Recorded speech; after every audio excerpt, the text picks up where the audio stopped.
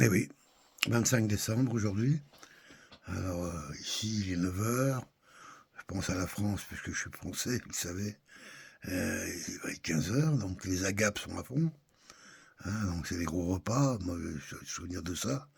Donc il y en a encore qui perdurent dans cette tradition. Et puis je sais aussi que bon c'est les gens qui se sentent seuls ou qui sont isolés et qui font aussi des grosses bouffes. Hein. C'est pas parce que t'es seul que tu bouffes pas. Puis après il y a ceux qui sont plus dans la tempérance un petit peu, et un peu comme nous on l'a fait avec Michel. Hier soir, on est allé à chanter à la chorale de l'église, église qui va fermer, qui ferme. Elle a encore une messe dimanche prochain. Ouais. Et puis ça sera sa dernière fois, donc il y avait quand même un peu de nostalgie quand on voyait les anciens, parce que bon, dans les églises catholiques, ici, il n'y a plus que des anciens. Hein, je fais vraiment partie des jeunes. Eux, ils se rappelaient, hein, une église qui a 100 ans, qu'ils ont été baptisés là, il y a 90 ans. Il y en a un, c'est 102 ans, il a vu construire l'église. Donc c'est marrant, c'est toute une histoire qui part avec eux. Peut-être ça doit. Je pense pour eux, ça va être un petit peu plus, certainement, beaucoup plus dur au niveau affectif. De voir que ce lieu sacré, hein, qui a su certainement accompagner leur baptême, le baptême de leurs enfants, de leurs petits-enfants, d'arrière-petits-enfants, des mariages, des décès. Ce dont s'occupait l'Église, en grande partie, quoi, c'est-à-dire la vie sociale, entre autres, jusqu'à ce que le peuple, mené par des pensées nouvelles, un peu partout à travers le monde, ont commencé à, à regarder autrement, à aller ailleurs, à s'éloigner de la religion sans pour autant gagner en spiritualité.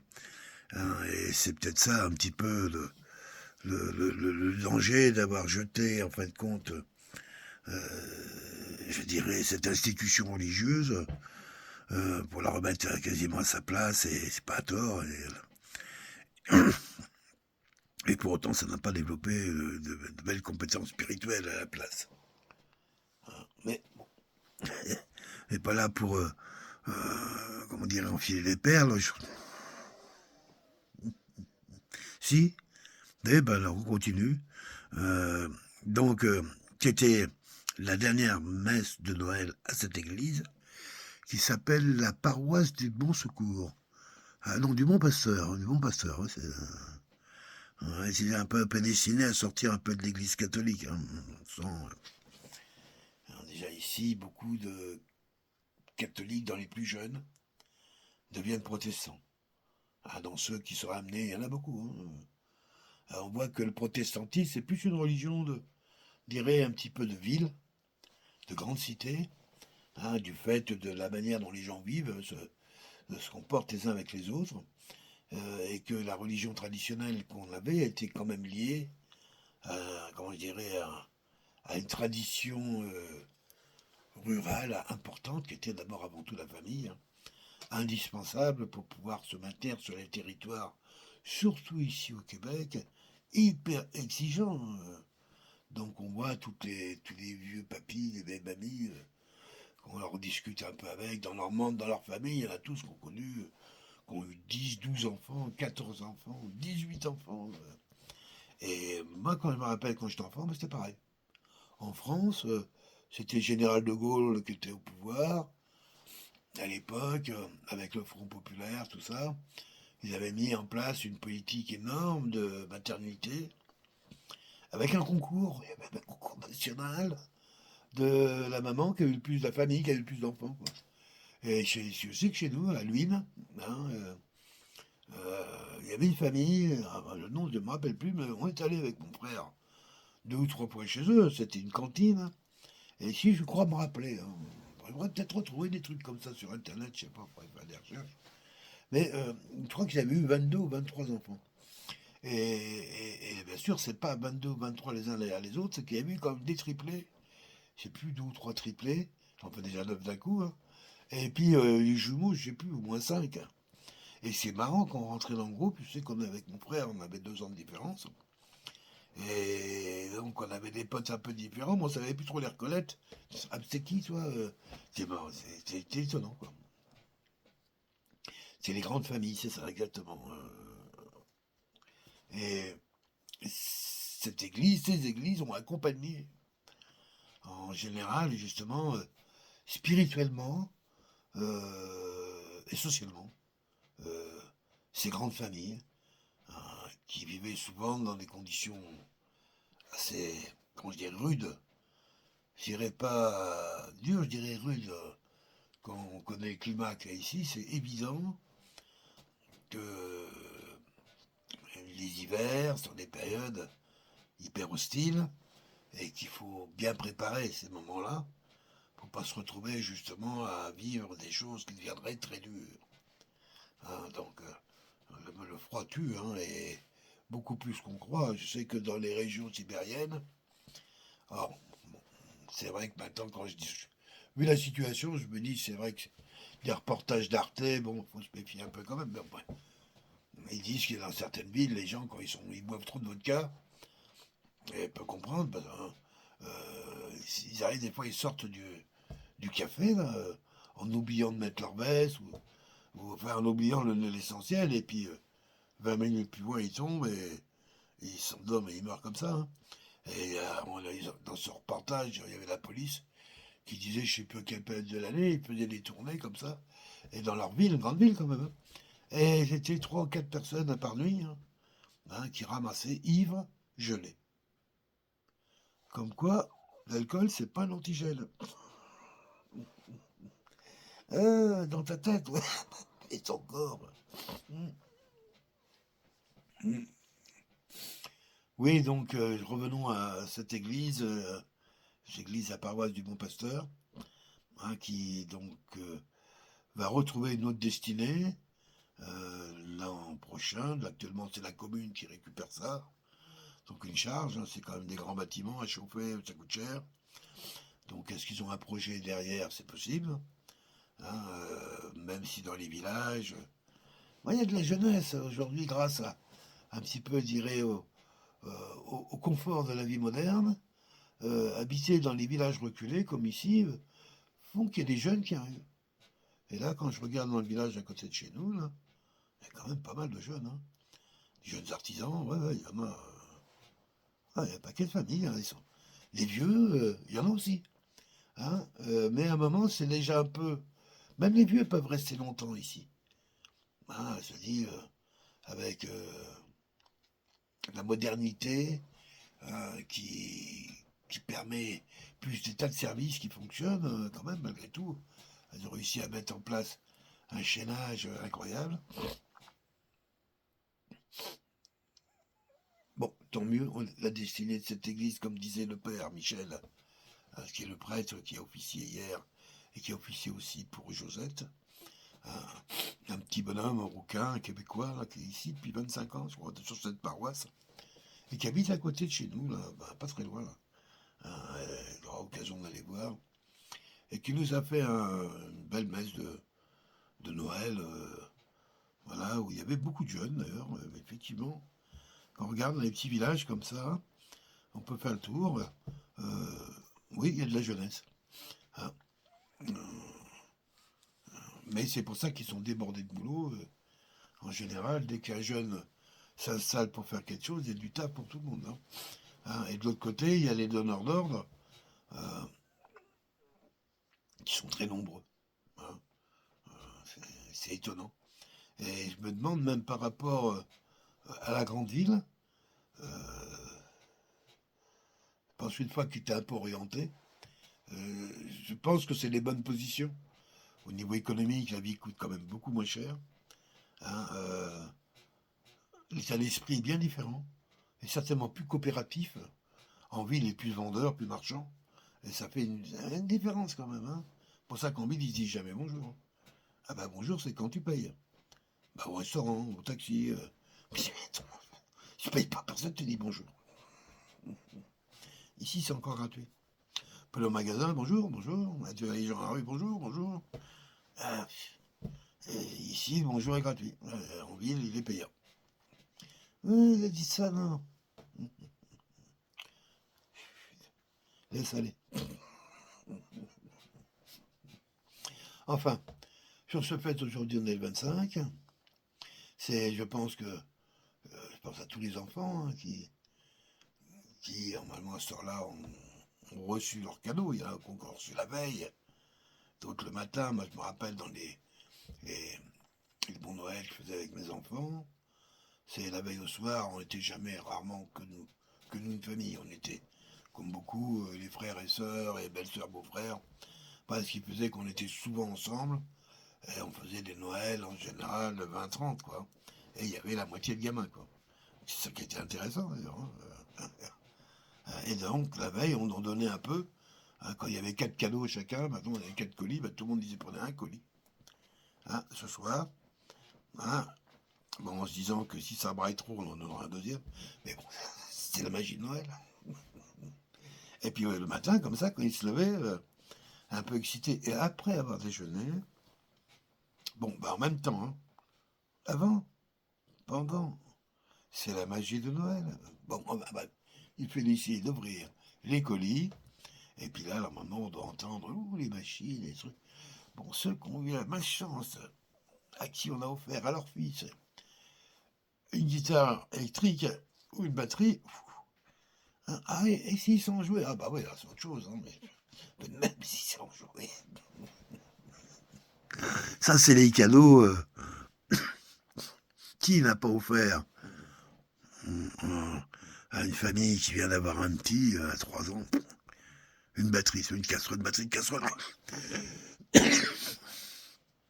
Oh, pour rire. Je sais qu'il y a des cadeaux qu'il ne faut pas offrir. Moi, une fois, j'ai offert un martinet, on m'a dit que j'étais complètement con. En y réfléchissant, peut-être. Mais bon, j'avais trouvé ça drôle. Mais bon, voilà, après, oui. Il y a eu une époque, j'étais un peu plus... il a le droit d'être moins drôle qu'encore que... Oui, donc je vois un peu toutes ces familles, avec tous les enfants sur la moquette, ou sous le carrelage, ou dans le couloir, hein, ou en bas dans la cour. Puis peu importe, ça va dire à la limite. Hein. Il y a ceux aussi qui sont beaux, là, aujourd'hui, c'est dimanche, c'est le moment de s'habiller. Moi, j'ai des souvenirs. Moi, ce matin, vraiment, le jour de Noël, petit beau costume. Alors, à la campagne, on avait des costumes shorts. C'était la veste, et un pantalon qui était comme la veste, à carreaux souvent, style Prince de Galles, si ceux qui connaissent un peu. Un Prince de Galles gris clair, il y en avait qui tournaient dans les oranges. Moi, c'est ce que j'avais avec un nœud papillon élastique, un élastique sous le col, des chaussures vernies, des grandes chaussettes qui remontaient jusqu'au haut du genou, en hiver. C'est un enfant, tu portes tes shorts. Pantalon, c'est quand t'es un homme. Moi, j'ai porté les shorts jusqu'à Rochebois. Les shorts, c'était des shorts qui étaient quasiment des pantalons courts. Des pantalons courts. Ou des corsaires. Pour ceux qui connaissent un petit peu. Ouais, puis en se préparant, on se faisait tout beau. Et on partait pour la messe. Et en général, c'était les grands moments. C'est d'ailleurs le grand moment de la messe. Hier, il y a la messe de minuit, c'est vrai, certes. Où Jésus vient au monde. Et puis après, il y a le dimanche où collectivement on le reconnaît, quoi, voilà. Et là, tout le monde est là. L'église en général sort ses plus beaux atours, fait péter les cloches à tutelle, ding ding dong, ding ding ding dong. Je me rappelle quand j'étais enfant de cœur, c'est moi qui m'occupais des cloches. Et on avait une sorte de piano. Ils avaient électrifié, on a connu un peu à la corde. Euh, et puis à un moment, ils sont venus, ils ont posé un panneau dans l'église, était joli d'ailleurs en bois, avec une porte fenêtrée, et dans lequel il y avait un clavier avec 8 touches, 8 ou 10 touches, des gros carrés blancs. Et quand tu appuyais dessus, ça faisait tourner un moteur qui faisait tourner la cloche. Et donc on pouvait jouer du piano. Et moi, le prêtre me permettait de le faire, voilà. Et donc quand c'était Noël, on disait, allez, vas-y, envoie là. Alors, ça prend un peu de temps, c'est pas ça va pas comme ça. Et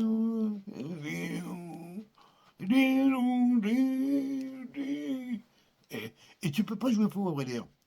Tu peux mettre du rythme et tout, mais Ça joue pas faux, on va dire. C'est impressionnant, ça. Bref, sur ces entrefaites, on faisait voler les cloches, et puis les gens rentraient, souvent souriants. Le Noël, ça a toujours été une... Oui, c'est vrai qu'il y a des gens aussi qui pensaient aux partants. Alors, c'était un peu le rôle du prêtre justement, hein, de s'approcher des familles et de les réconforter par rapport aux absents, ceux qui sont partis, ceux qui ne reviendront jamais, ceux qui sont partis ailleurs, voilà, à cette solitude que justement l'Église, dans sa charité profonde, permet de ne pas vivre. Voilà, si tu as Jésus en ton cœur, tu n'es jamais seul. Jamais. Il ne sera jamais. Qui que ce soit qui a une joie céleste dans son cœur, une joie divine, une vie divine en lui, sait qu'il n'est jamais seul. Sait qu'on est tous reliés. Voilà. Oui, Jésus a été certainement, dans le monde occidental, ce dernier millénaire, certainement quelqu'un vers qui s'est destiné énormément de prières, mais aussi de remerciements. Aujourd'hui, le monde change. Les hommes ont toujours besoin, malgré tout, de croire qu'on le veuille ou non. Alors là, ils croient plus à la magie des sciences et de la finance. Donc, ils croient à l'avoir. Mais bon, tout être humain avisé, expérimenté, connaît très bien les limites de l'avoir. L'avoir, c'est la jouissance. À un moment ou à un autre, c'est ça. Et la jouissance, c'est les attributs du diable. C'est pas pour rien que les religions nous ont prévenus. Peu importe ce qu'elles sont, nous ont dit, attention, si vous vous comportez comme ça et comme ça, socialement, vous risquez de vous détruire. Donc, alors au début, on vous prévient, puis après on interdit, peu importe. Et puis après, on fait le contraire de ce qu'on a dit, quoi. Voilà, c'était un peu ça le problème des institutions religieuses et de l'institution religieuse chrétienne, vaticane et papale, hein, qui c'est, comment je dirais, en ce jour de Noël, néanmoins, malgré tout, ils ont trahi. Ils ont trahi cet enfant Jésus qui nous a été offert, presque obligatoirement offert à notre conscience, pour nous apporter, pour nous amener à une droiture, à une excellence dans la relation sociale et le comportement au monde du vivant, avec une institution qui, elle, en a fait tout le contraire. Et c'est là où tout s'arrête pour moi, en tout cas. Non pas que j'étais spécialement, qu'il y avait une foi ou une ferveur dans cette religion, non. Mais j'en acceptais, comment je dirais, j'aurais pu en accepter les contraintes dogmatiques sociales, hein, parce qu'elles étaient quand même de mon éducation. Et effectivement, on lui fait porter aujourd'hui toute la damnation pédophile du monde, ce qui est complètement faux. Hein, les vrais pédophiles sont au pouvoir, en cabinet de justice, tout ça, on sait. On connaît ces classes sociales, mais justement, eux, ils ont détourné le regard, c'est eux qui possèdent les médias. Donc, pour nous dire, voilà, que la religion des hommes, des peuples, est faite par des pédophiles. C'est faux. C'est complètement faux, qu'on a pu l'exprimer avec une grande générosité, Père Michel hier, hein, donc à travers ces mots, des mots doux, des mots simples, des mots du Christ, des mots de Jésus, hein, des mots de réconfort, hein, sur tout ça, voilà, aussi là ici, on vient de vivre là dans notre village, là, autour, il y a eu 3 semaines où tout le monde risquait de disparaître sous l'eau. Ça paraît comme ça des mots. Alors nous, on était juste à la limite, hein, la rue. Ouais, parce qu'avec le système, ils ont un système aujourd'hui. Si cette digue avait cédé, c'était, je sais plus. Bref, la région aurait mis quasiment 50 ans à s'en remettre. Hein, ça a été toute la région inondée, des villes entières disparues. Hein. C'est un truc. Donc les gens ont vécu ça, là, récemment. La levée de. Et le retour chez soi, la levée de. Comment je dirais, l'interdiction d'habiter dans les zones et de pouvoir retourner dans ces maisons a été levée il y a une semaine, là, même pas. Hein. Hein, où le risque considérait que le risque majeur n'était plus là. Hein, et tant mieux. Et le prêtre le rappelait. Et rappelait que lui aussi, c'était son office que d'aller rassurer des gens. Imagine bien, hein, ceux qui étaient vraiment au bord de la rivière, là, ils savaient très bien que. On regardait les cartes, il y avait 10 mètres d'eau qui passaient au-dessus de leur maison, là. Et il reste rien de la maison. Hein. Même s'il reste quelque chose, il faudra tout raser pour tout reconstruire. C'est pas possible avec une telle pression. Et, et voilà, on sort de là un peu. Alors, le miracle, un peu de Noël. Hein, c'est un peu ça, Noël. C'est comme si l'humanité voulait toujours qu'à cette période, l'humanité chrétienne, essayer d'être douce, être généreuse. C'est pour ça qu'on ne comprend pas hein, que ceux qui se prétendent parler au nom, comment je dirais, de cette tradition, justement, religieuse, puissent en ce jour de Noël être incapables de pardonner. Rien. Au contraire. Aucun sens du moment, aucun sens de l'histoire, rien. Après, on parlera d'un autre pogrom, ouais, le 78e. Eh oui, une fois de plus, toujours encore. Et c'est ça le système de fonctionnement. Ça va durer combien, ça? Combien de temps on va s'emmerder entre le diable et le Dieu, là? Entre le bon et le pas bon, le méchant, le beau, le bien? Combien de temps, ça? Hein? On a les réponses. On sait comment vivre tous ensemble de façon heureuse et harmonieuse. On sait, on a les réponses.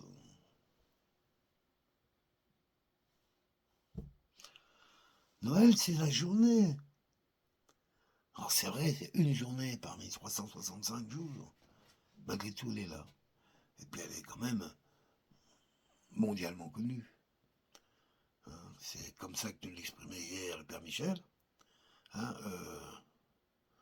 une journée où on peut apprendre à nouveau à écouter à aider le mendiant, à pardonner aux voleurs, aux pauvres qui vous a volé parce qu'il était pauvre.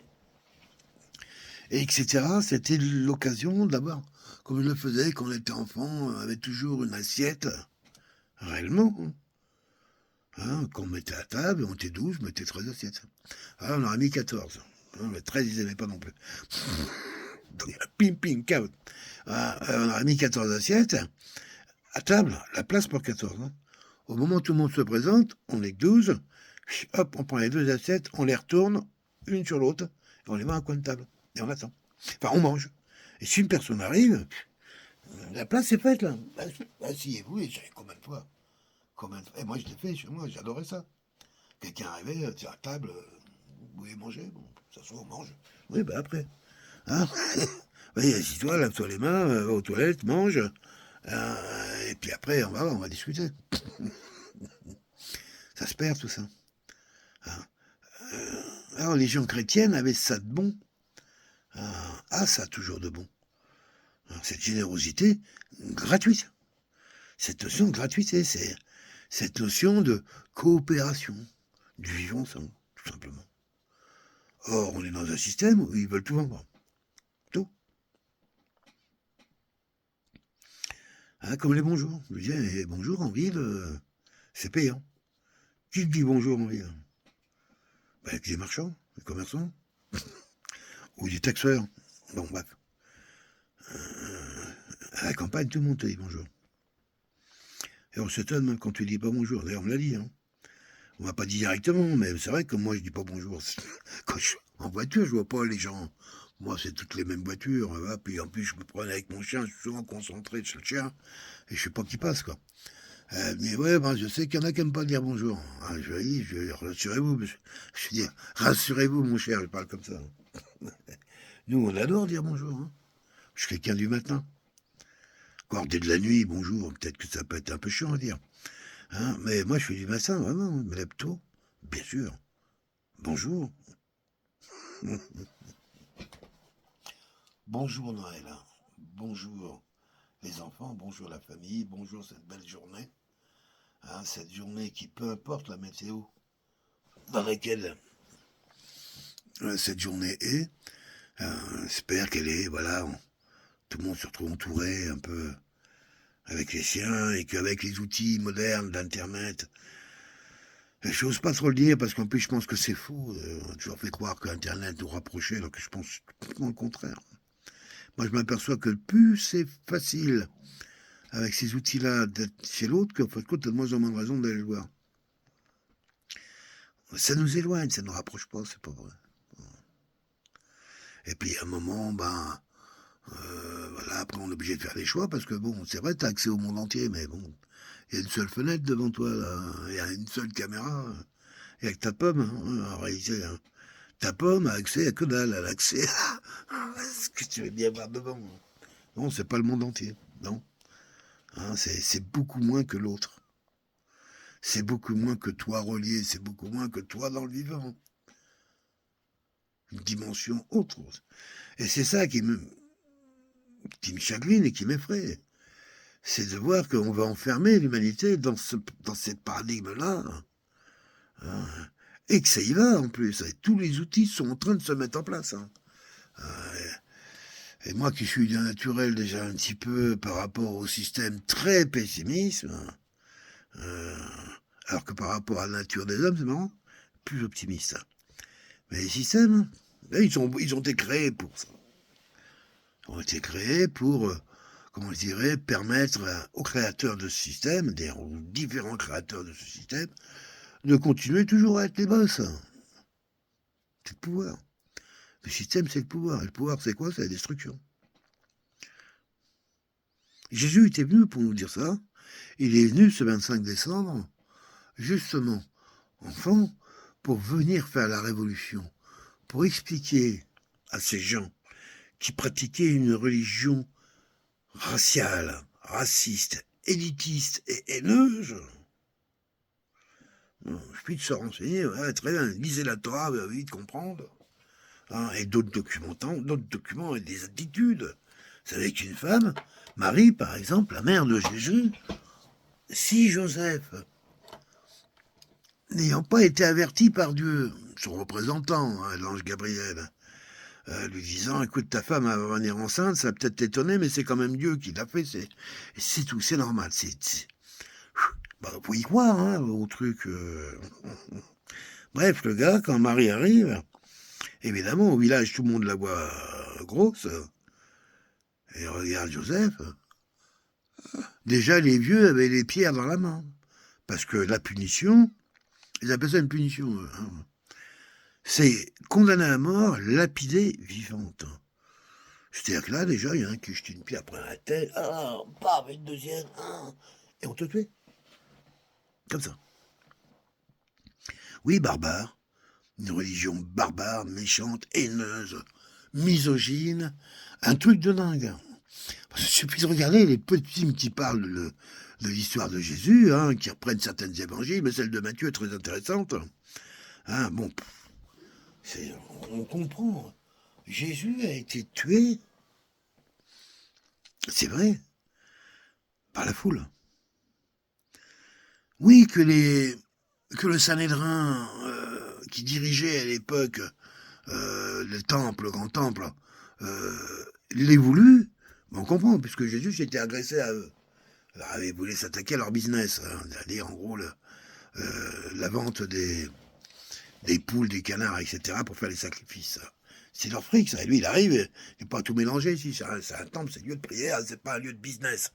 C'est pourquoi qu'il les chasse du temple. C'est la fameuse histoire des marchands du temple, hein, qui essaient de gommer un petit peu. Non, mais c'est ça la raison pour laquelle Jésus a été martyrisé avec autant d'horreur. Il fallait vraiment que nous, les gens du peuple, à jamais, on n'oublie pas ce qu'on risque avec ces gens-là. Eh bien, la démonstration en est faite, là, aujourd'hui, actuellement.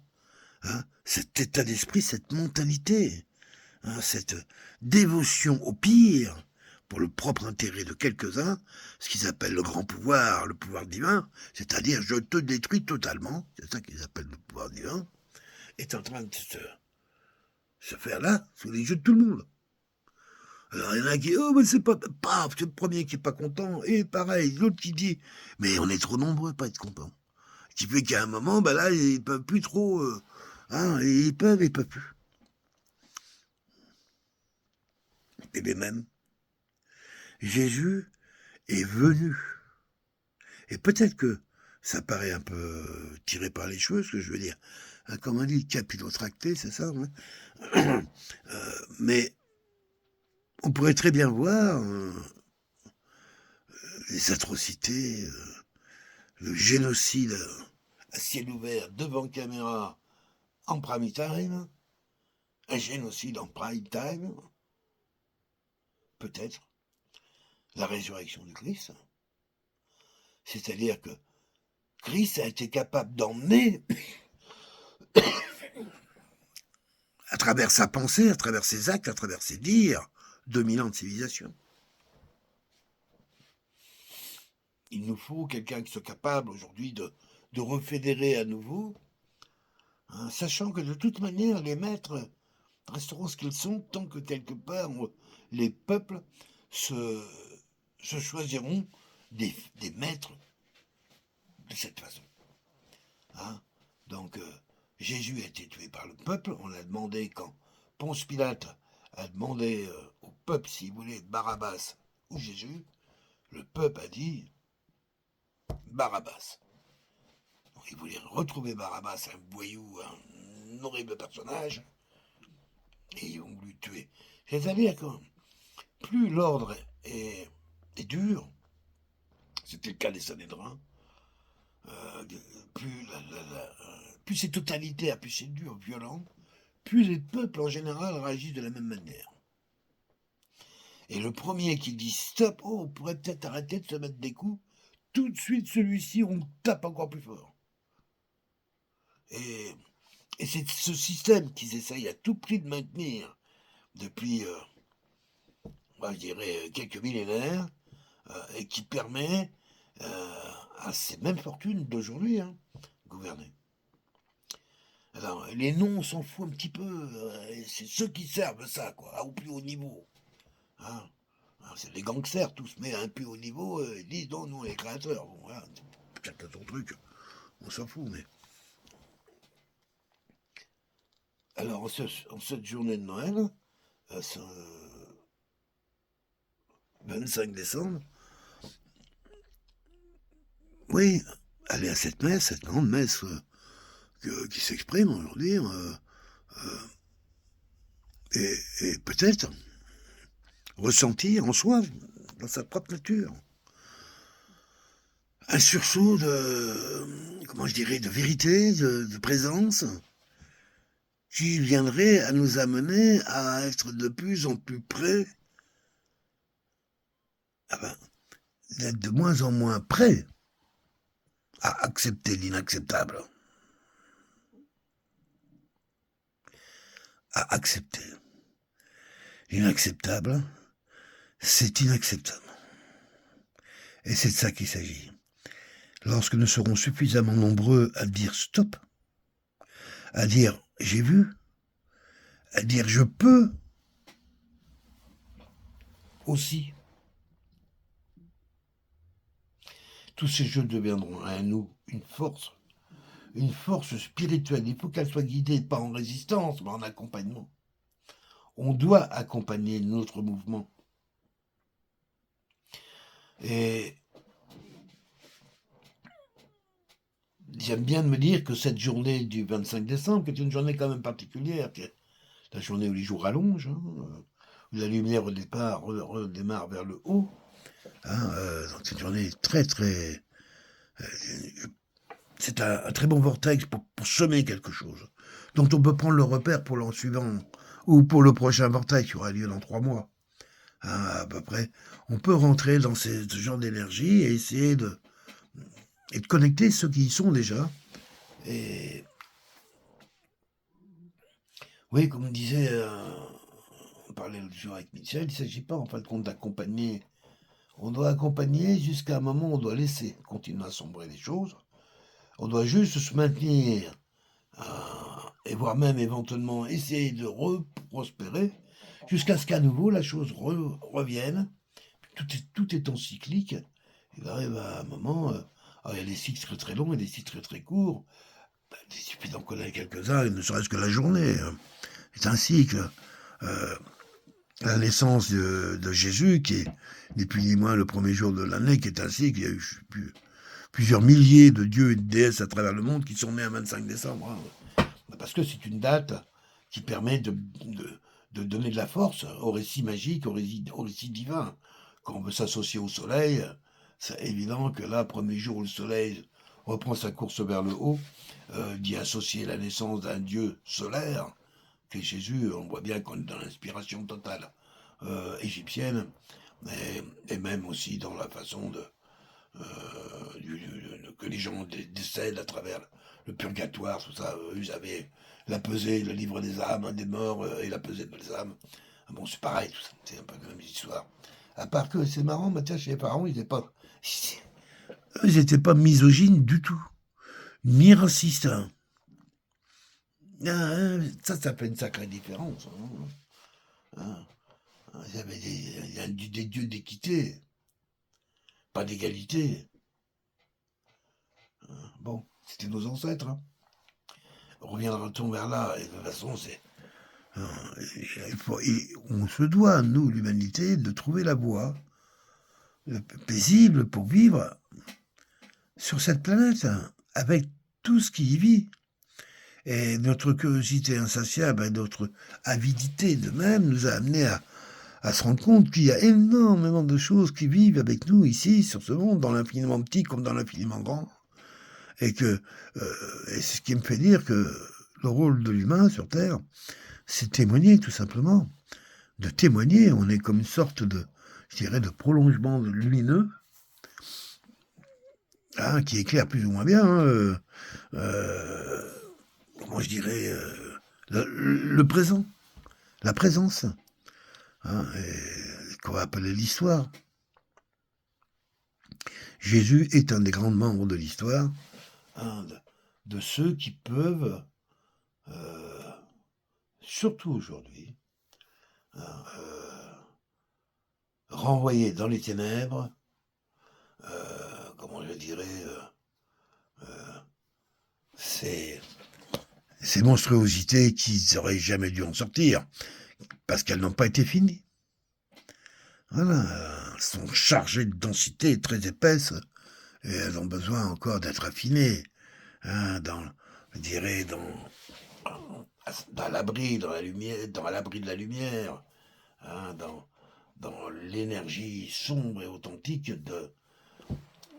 des racines de la terre, du sol.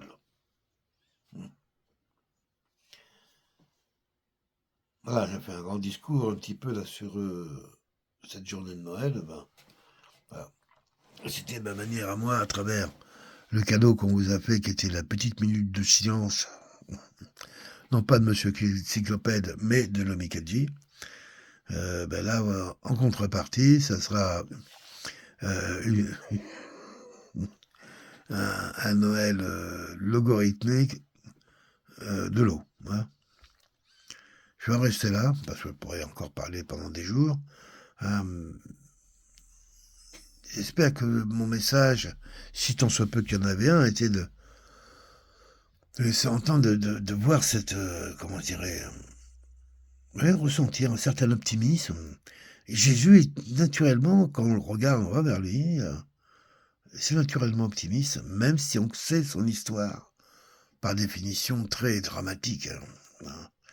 Mais l'homme a vécu, c'est peut-être ça justement, la puissance de cet homme, c'est malgré un destin qu'il connaissait lui-même, il y en a d'autres hommes qui ont vécu comme ça, il y en a beaucoup, hein, surtout dans un temps pas si ancien que ça, on appelle ça le devoir. Hein. Oui, les gens qui ont le sens du devoir, hein, le sens du devoir, le devoir du sacrifice aussi, les femmes connaissent très bien ça, hein. Pas que les femmes, ouais, c'est bien d'accord. Mais oui, ouais, d'abord, c'est belle. C'est je suis pas si sûr de posséder cette qualité-là. En tout cas, j'ai jamais été confronté de la sorte. Capable, par rapport à une mission qui aurait été la mienne, de l'amener jusqu'au bout, quitte à y engager ma vie, par respect de... Peut-être, il y a peut-être des choses, certainement, oui, peut-être. J'ai encore un peu quand même dans mon intériorité cette culture française, qui est quand même un peu celle du preux chevalier, oui, hein. Bayard, tout ça, oui, c'est un peu ma gueule. Ouais, ouais, Omar Sy, c'est moins évident, hein. C'est vrai que lui, il fait moins. Moi, j'aurais pu, hein, un peu, en jouant entre avec des réglages, 3-4 maquillages.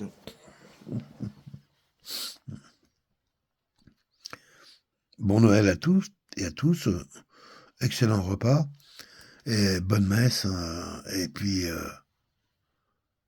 merci pour votre écoute. Bye bye.